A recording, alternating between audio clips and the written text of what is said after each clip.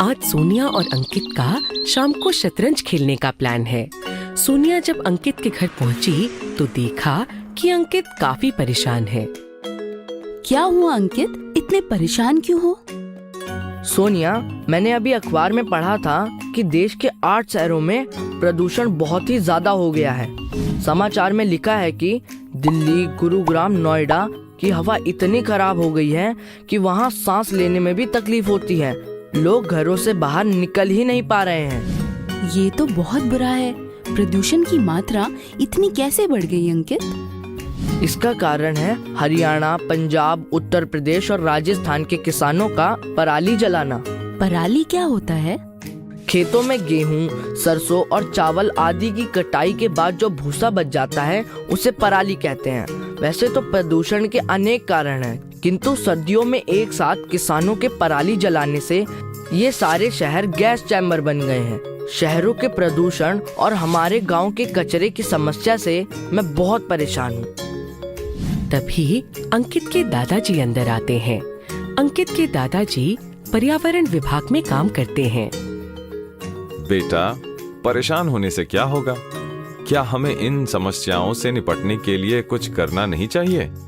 दादाजी, हम तो बच्चे हैं, हम क्या कर सकते हैं? ये बताओ, तुम्हारे हिसाब से ये समस्याएं कैसे हल हो सकती हैं?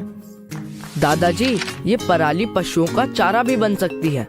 अगर फसलों की कटाई हाथों से या फिर अति आधुनिक मशीनों से करें तो कंपोस्टिंग की तकनीक से कंपोस्ट बनाकर पराली को खाद की तरह भी इस्तेमाल कर सकते हैं। किंतु या तो इन सब में पैसा ज्यादा लगता है या समय, इसीलिए किसान पराली को जला देते हैं। अंकित, तुम्हें जानकर अच्छा लगेगा कि दिल्ली, हरियाणा और अन्य राज्यों की सरकारों ने इस दिशा में सही कदम उठाना शुरू कर दिया है, लेकिन तुम्हें अपने गांव की समस्या के लिए जरूर कुछ करना चाहिए। एक मिनट अंकित, ये कंपोस्टिंग क्या होती है? सोनिया, हम सबके घरों में रोजाना कुछ न कुछ कचरा इकट्ठा हो जाता है। इनमें से कुछ कचरा बायोडिग्रेडेबल मतलब कुदरती रूप से सड़ के मिट्टी में मिल जाने वाला होता है, जैसे बचा हुआ खाना, फलों और सब्जियों के छिलके आदि।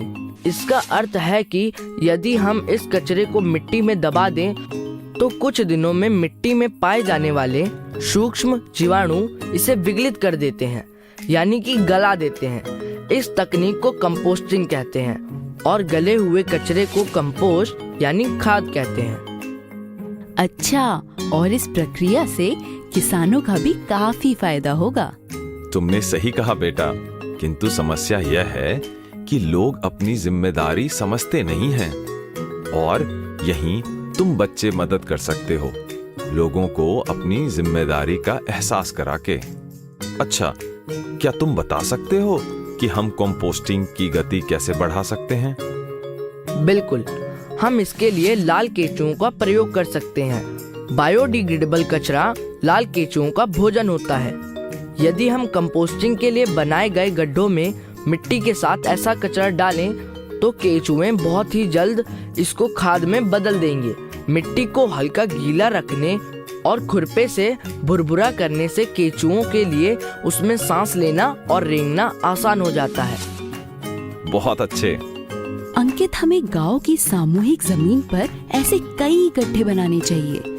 उसके बाद हम सब स्कूल के दोस्त मिलकर गांव के हर घर से ऐसा कचरा इकट्ठा करके उसका कंपोस्ट बना दिया करेंगे। जब हम बच्चे ऐसा करेंगे तो कुछ समय बाद सब लोग ऐसा करने लगेंगे। शाबाश बेटा, लेकिन ये केवल आधा इलाज हुआ। क्या मतलब? ये इलाज तो विगलित यानी डिकम्पोज हो सकने वाले कचरे का हुआ। उस कचरे का क्या करोगे जो विगलित नहीं होता? हाँ दादाजी, सबसे बड़ी समस्या तो हमारे सामने यही होगी। हमें घर घर जाकर सभी को पहले कचरे को अलग करके फेंकने के लिए प्रेरित करना होगा। बायोडिग्रेडेबल कचरा, जिसे हम गीला कचरा भी कहते हैं, उसे सूखे कचरे जैसे कि प्लास्टिक, एल्यूमिनियम फॉइल जिससे चमकीले दिखने वाले पैकेट बनते हैं, कांच की बोतलें आदि से अलग करके फेंकना चाहिए। और दादाजी, जब लोग गीले कचरे को प्लास्टिक की थैली में डालकर फेंक देते हैं तो वो आसानी से विघटित नहीं होता ऊपर से प्लास्टिक की थैली में खाने की महक से उसे भी खाना समझकर कुछ जानवर खा लेते हैं। इससे उन्हें बहुत तकलीफ होती है। ऊपर से आधा कचरा विघटित होता है, आधा नहीं। इससे बाद में कचरे को अलग करना बेहद मुश्किल हो जाता है। यदि शुरू में ही कचरे को अलग अलग रखा जाए तो कचरे का निपटारा करना आसान हो जाएगा। दादाजी, हम गीले कचरे का तो निपटारा कर देंगे, पर सूखे कचरे का क्या करेंगे? बेटा, समस्या तो कचरा अलग अलग करने की है। यदि सारे गांव के लोग कचरा अलग अलग करके सूखा कचरा एक स्थान पर इकट्ठा कर दें, तो उन्हें पुनःचक्रण यानी रिसाइकल करना काफी आसान हो जाएगा। सरकार के भी काफी सहयोगी कार्यक्रम पुनःचक्रण के लिए काम कर रहे हैं। अब तुम मुझे बताओ कि यह पुनःचक्रण यानी रिसाइकल क्या होता है? दादाजी, ये हम आपको कल बताते हैं। आज मुझे अंकित को फिर से शतरंज में हराना है। अगले दिन सोनिया और अंकित दादाजी के पास पहुंचते हैं और अपनी चर्चा शुरू करते हैं। दादाजी, पुनःचक्रण का अर्थ किसी वस्तु को दोबारा से प्रयोग में लाना होता है ना? हाँ दादाजी, और हम कागज, कपड़े, कांच और प्लास्टिक आदि वस्तुओं का पुनःचक्रण कर सकते हैं। शाबाश बच्चों, कागज और कपड़े जैसी वस्तुएं गीले कचरे की तुलना में थोड़ा अधिक समय अवश्य लेती हैं, लेकिन फिर भी ये विघटित हो जाती हैं। इनका पुनःचक्रण करना भी आसान है, लेकिन प्लास्टिक, कांच और धातुओं से बनी वस्तुएं विघटित नहीं होती। हमें इनका पुनःचक्रण करना ही चाहिए। यह करने के लिए हमें इन्हें विशेष तौर पर स्थापित पुनःचक्रण केंद्रों, जिसे रिसाइकल सेंटर्स भी कहते हैं, वहां पर भेजना चाहिए, क्योंकि इसके लिए विशेष मशीनों एवं तकनीकों की आवश्यकता होती है। दादाजी, कागज और प्लास्टिक का तो हमें खास तौर पर पुनःचक्रण और पुनः प्रयोग करना चाहिए, है ना? दादाजी, कागज भले ही विघटित हो जाता हो, किंतु कागज बनाने के लिए ढेर सारे पेड़ काटे जाते हैं। यह हमारे पर्यावरण के लिए अच्छा नहीं है। और प्लास्टिक तो विघटित भी नहीं होता। कुछ लोग उससे छुटकारा पाने के लिए उसे जला देते हैं। प्लास्टिक जब जलता है तो उसमें से हानिकारक गैसें निकलती है। ये गैसें भी हमारे और पर्यावरण के लिए अच्छी नहीं होती। सही कहा बच्चों। दादाजी, मेरे मन में एक सवाल आया है। प्लास्टिक तो कई प्रकार के होते हैं, कुछ सख्त, कुछ मुलायम, कुछ पारदर्शी होते हैं और कुछ के आर पार हम नहीं देख पाते हैं। क्या हम इन सभी प्रकार के प्लास्टिक का पुनःचक्रण कर सकते हैं? बेटा, प्लास्टिक मुख्यतः दो प्रकार के होते हैं। एक वो जो केवल एक बार ही प्रयोग किए जा सकते हैं और फिर उन्हें फेंक दिया जाता है, और दूसरे जिनका हम पुनःचक्रण कर सकते हैं। पर्यावरण को सबसे ज्यादा नुकसान एक ही बार इस्तेमाल करे जाने वाले प्लास्टिक से होता है।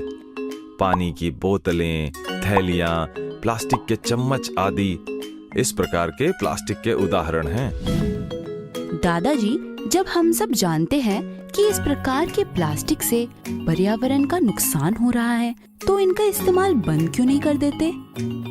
बेटा, इसका कारण लोगों में जागरूकता और पर्यावरण के प्रति लगाव की कमी है। आलस के कारण हम लोग सामान लेने के लिए कपड़े का थैला, पानी की बोतलें आदि नहीं लेके जाते और बाहर से एक बार इस्तेमाल करे जाने वाले प्लास्टिक से बनी वस्तुओं में मिलने वाला सामान खरीद लेते हैं और घर आकर वो प्लास्टिक की थैली फेंक देते हैं, जो समय के साथ कचरे का पहाड़ बन जाता है। हालांकि अब लोगों को समझ आने लगा है कि ये सतत यानी ऐसा चलने वाला नहीं है। तुम जैसे समझदार बच्चों और पर्यावरण के प्रति जागरूक लोगों के अभियानों के कारण अब बहुत से राज्यों ने ऐसे प्लास्टिक पर प्रतिबंध लगा दिया है। हाँ दादाजी, लेकिन इन सब का फायदा तो तभी होगा ना जब ये प्रतिबंध सख्ती से लागू किए जाएंगे। ऐसा होता तो नहीं दिख रहा है। लगता है इसके लिए भी अभियान चलाना पड़ेगा। अच्छा, और ये अभियान कौन चलाएगा? हम चलाएंगे। जानते हो अंकित, जब गर्मियों की छुट्टी में मैं अपने मामा जी के यहाँ शहर गई थी तो मैंने देखा था कि बहुत से लोग घर घर से कचरा इकट्ठा करके उसे पुनः चक्रण के लिए बेच देते थे। इससे वो पैसा भी कमा लेते थे और पर्यावरण के लिए भी कितना अच्छा है। और कुछ लोगों को इससे रोजगार भी मिल जाता है। ये सब मुझे मामा जी ने समझाया था। अरे वाह सोनिया, ये तो अच्छा आइडिया है। दादाजी, गांव में जब हम लोगों के अंदर जागरूकता लाने के लिए अभियान चलाएंगे, उसके पश्चात क्या हम किसी ऐसे व्यक्ति को सभी घरों के कचरा इकट्ठे करने का कार्य दे सकते हैं? सभी गांव वाले उन्हें प्रतिदिन के हिसाब से पैसे दे दिया करेंगे। हम कोशिश करेंगे। क्या पता यह प्रयोग गांव में भी सफल हो जाए। दादाजी, अगर सोच समझ के इस्तेमाल किया जाए तो कचरे का भी अच्छा इस्तेमाल किया जा सकता है। जैसे कि ये कागज का पंखा, ये मैंने दादाजी की लाई हुई किताब से सीखा है। क्या तुम भी ऐसे खिलौने बनाना सीखना चाहोगी? हाँ, बहुत सही। अब तुम खेलो और मैं टहल के आता हूँ। जी दादाजी।